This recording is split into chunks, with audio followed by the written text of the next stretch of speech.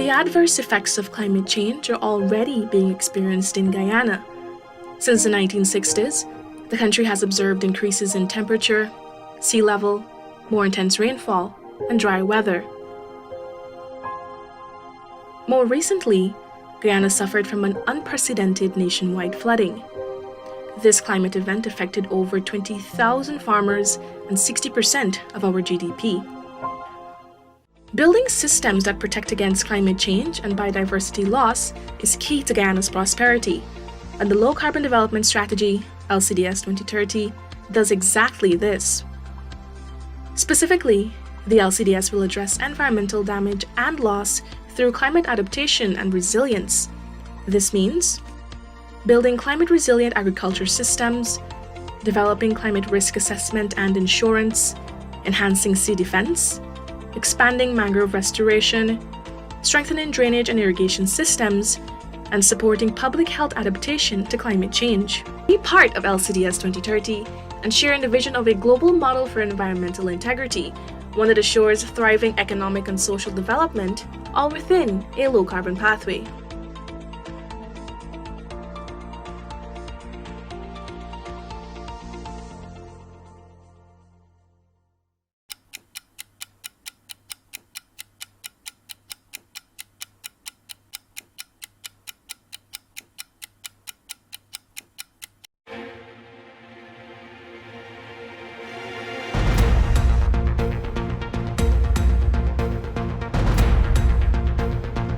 This is your news source evening bulletin for today, Tuesday, the 7th day of June in the year 2022. I'm Gordon Mosley reporting, and here's what we're tracking tonight. 2 weeks after he was hit down by a speeding car and his body vanished after being removed from the scene by the driver of that car, police investigators this afternoon found the body of 50-year-old Reynold Williams. The construction worker's body was found dumped in a bushy area along the East Coast Demerara Railway embankment at Caldegon. Investigators were reportedly led to the scene by the driver of the car, who was rearrested on Monday after being earlier released. The family of the dead man met with the top brass of the Guyana police force on Monday, following several days of protests and vigils calling on the police to step up their search for the body. Williams was walking along the roadway at Enmore with a friend when he was struck down by the speeding car. The driver of the car stopped and picked up the accident victim's body, claiming that he was taking him to the hospital. But Williams was never taken to any hospital, and the driver, after being identified by the friend, was arrested, but later released, as he maintained that it was a case of mistaken identity, and that while the car belonged to him, he was not the driver at the time. The friend held on to his contention that it was the same driver who picked up the body and left the scene. Investigators rearrested the man, and sources say on the questioning by the Major Crimes Unit, he admitted to dumping the man's body and offered directions to the investigators. The police cordoned off the area this afternoon, and moments after beginning their search, they were able to spot the decomposing body of Williams. The body has since been taken to the Memorial Funeral Home, where a post-mortem examination will be performed to determine the cause of death. The main eyewitness in the case, David Peters, who was the friend who witnessed the accident and the removal of the body, said he was sure of the driver's identity. He said he never doubted himself. As soon as we reached by Enmore Estate Road, as soon as we come out the taxi, I jumped over the parapet side and he jumped on the road side. And as soon as he come out, the next car was coming from Georgetown location had to hit him down. So the car was speeding? Yeah, the car was speeding. Without no horn, without nothing. I went onto the ID parade and it was him. So are you shocked that he would have been saying that it was somebody else who was driving the car and not him? So, but I said a driver, right? I said a driver, and was he. Well, the second time I went and do the ID parade was him. It is unclear whether Williams was still alive when the driver drove off with his body and dumped it. Investigators intend to treat the case as more than just a causing death case. They are looking at the possibility of more serious charges. More news when we return in just a moment. How fast is fiber?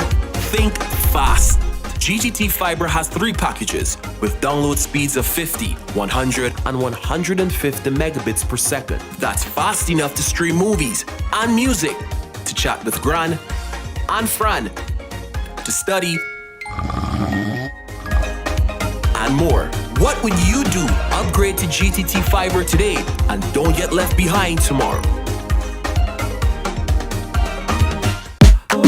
Doors and windows, Republic.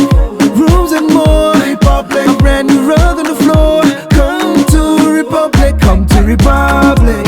Whatever you need, you got it. Come through and get your mortgage. Live the dream with Republic. 95 to 100% financing, 50% waiver of negotiation fees, plus one lucky person gets their mortgage paid in full. Turn someday into today. Talk to Republic Bank about your low-cost mortgage today.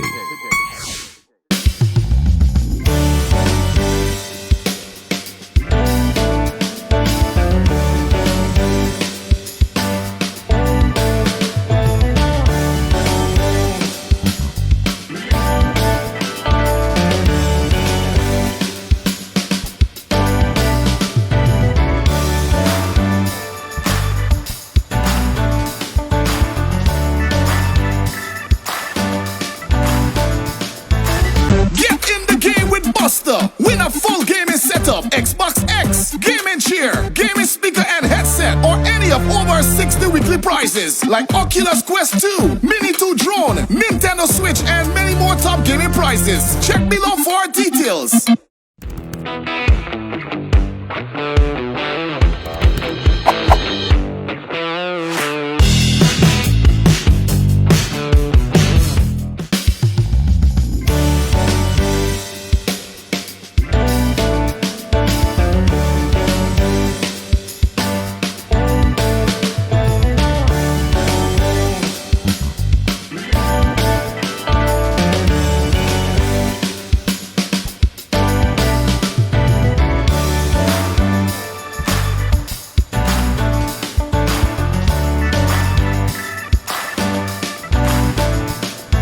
Police investigators are this evening probing the death of a 41-year-old Kitty resident who was suspected to have taken his own life after his wife left the home to file an assault complaint against him with the police.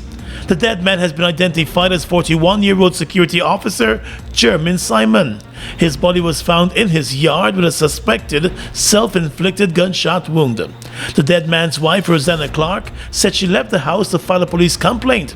She said last evening she was badly beaten by the man, and she vowed to get the police involved. Well, last night, when he beat me with the gun, he said he can kill me.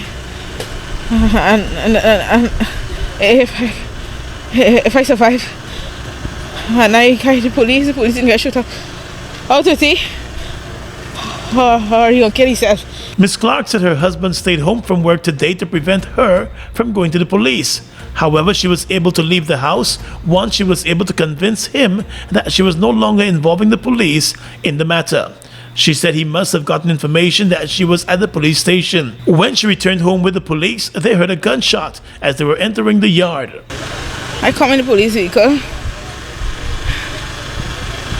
and the police went in the passageway there to go up to the place.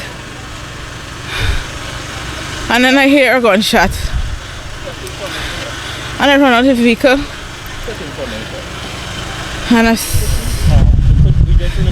Emergency services were summoned to the scene, and the 41-year-old security officer was pronounced dead. The opposition has formally written to the government indicating the opposition leader's full support for the appointment of Justice Unit Cummings as the Chancellor and Justice Roxanne George as the Chief Justice. In a letter to the Minister of Governance, Gilda Shearer, Opposition Member of Parliament Senior Counsel Royce Dilford stated that the government can be assured that whenever the President is ready to appoint the 2 female judges to the positions of Chancellor and Chief Justice, he has the unconditional agreement of the Leader of the Opposition. During his weekly press conference today, the opposition leader, Aubrey Norton, said the two senior judges cannot be accused of having any political bias in their work. The two learned women are equipped, they have served, they have ruled in different directions, so I don't think they can be accused of being partisan to one political party or the other. And so in the circumstance, it is my sincere view that they have what is required to be Chancellor and Chief Justice, and so I have cleared my element of the barriers so that the President alone is now left to act, having had my agreement. The opposition leader has long been pressing for the two justices to be confirmed. The Constitution does not provide for the opposition leader to put forward nominees for confirmation. It, however, mandates that the leader of the opposition must agree to the nominees of the President before the appointments are made. Mr. Norton said he's making it clear that he is supportive of the two women who have been acting in the top judicial positions to be confirmed in those positions. Any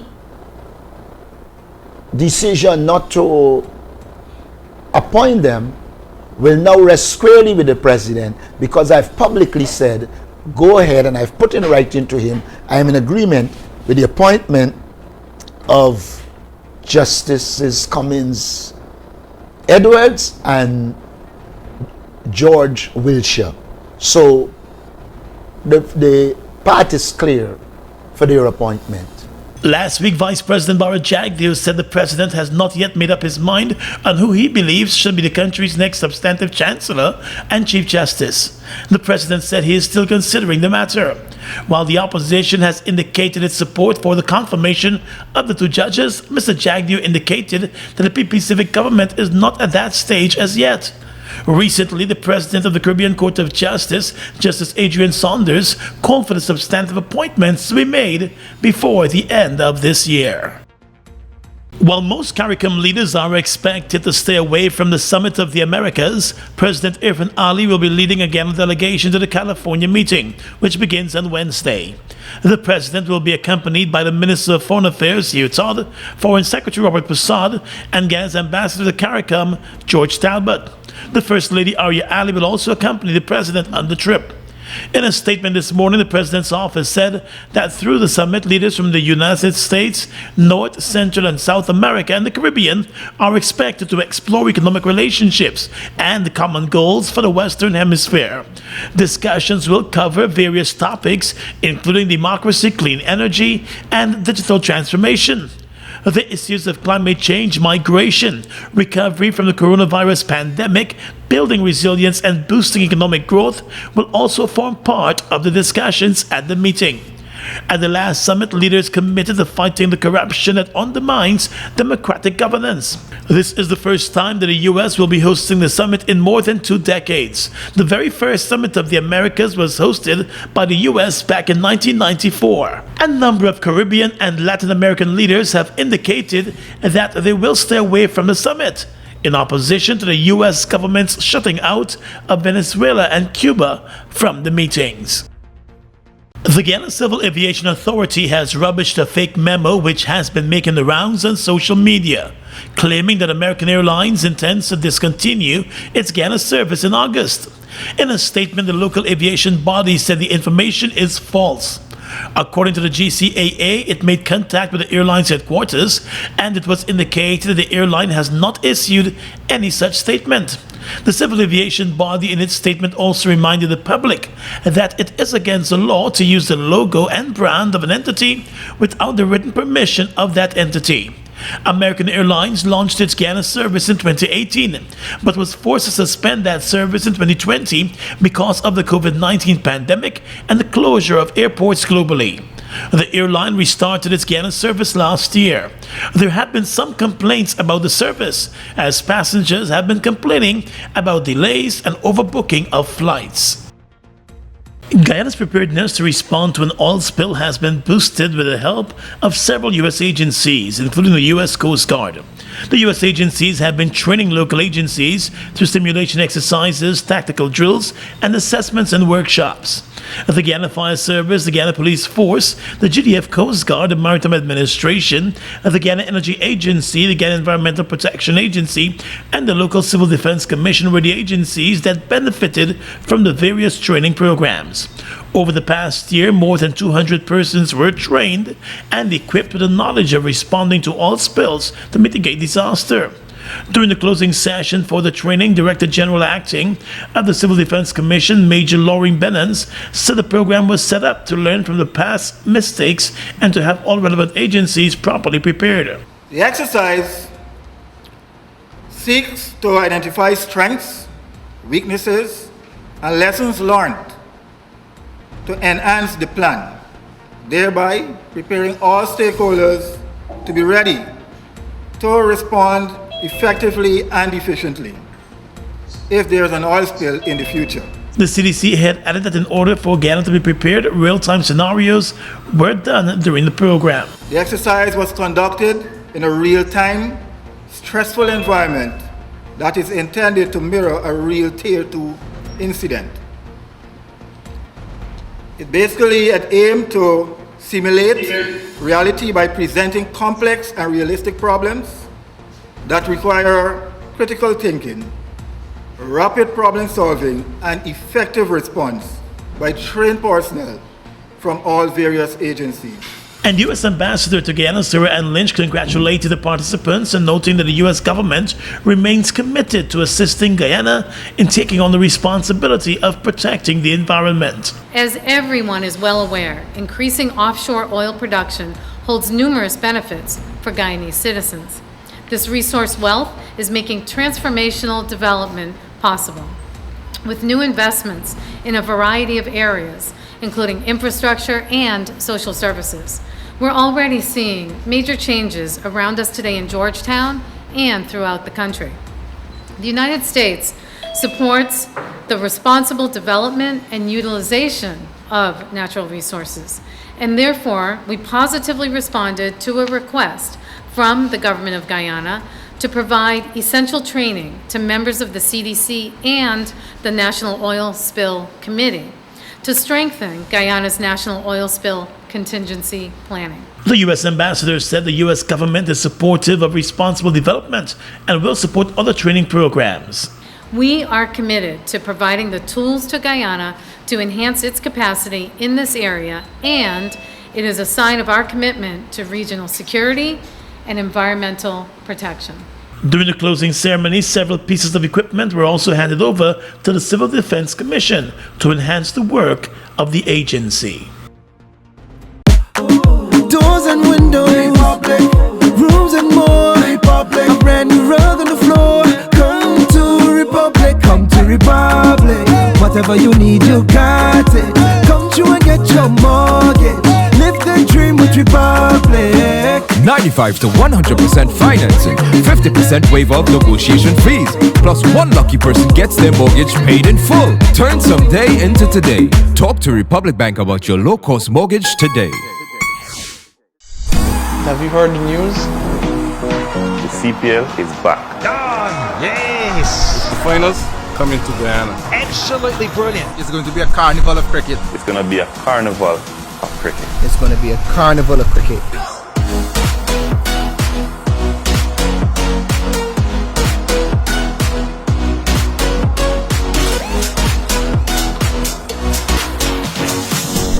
See you there.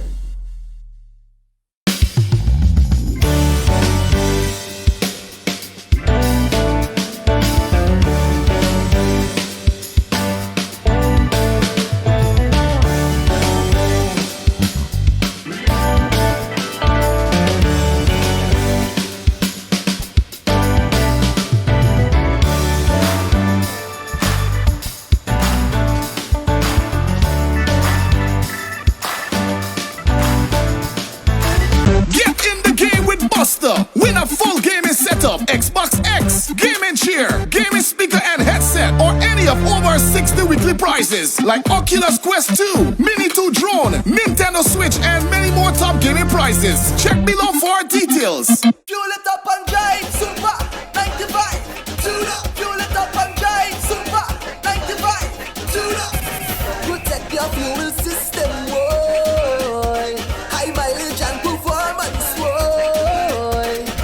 Guyot's Super 95 gasoline gives you more reasons to drive and is available at 56 service stations nationwide. For affordable price, high performance, and high mileage, choose Guyot's Super 95 gasoline. Fuel it up and drive.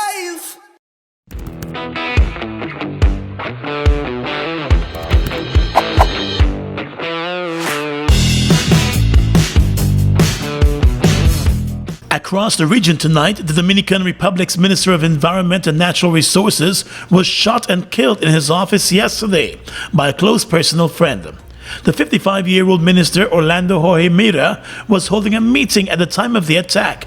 At least 6 shots were heard.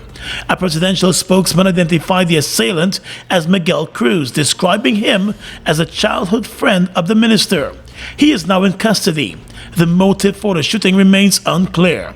In a statement, Mr. Jorge Mira's family said he had been shot multiple times by a man he was friends with since childhood. Mr. Jorge Mira had served in the incumbent government since it swept the power in July of 2020. In a tweet, the president of the Dominican Republic expressed his sincere condolences to the minister's family and said that he deeply regretted the death of his good friend. In Jamaica, the Minister of Education and Youth, Fayval Williams, is appealing to the education sector to double the efforts to curb antisocial behavior by some students, their parents, and other stakeholders.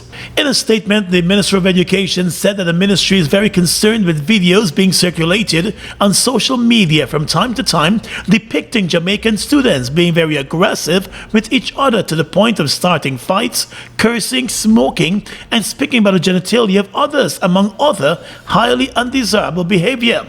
The ministry says it condemns the instances of violence and coarse behavior among the Jamaican children, since there is no place in the society for what they have been witnessing in those videos. She said the videos highlight the need for a radical shift in creating respectful relationships between teachers and students, parents and children, students, and with the parents and the teachers.